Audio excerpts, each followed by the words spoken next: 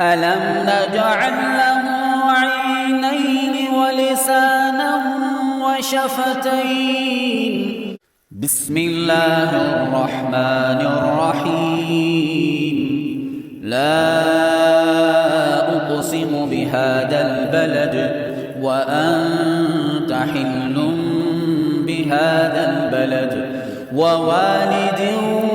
وما ولد لقد خلقنا الإنسان في كبد أيحسب أن لن يقدر عليه أحد يقول أهلكت مالا لبدا أيحسب أن لم يره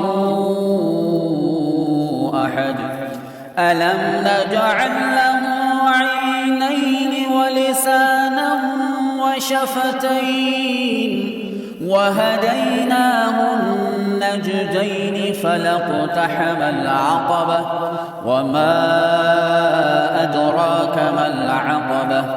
فك رقبة أو إطعام في يوم ذي مسغبة يتيما ذا مقربة أو مسكينا ذا متربة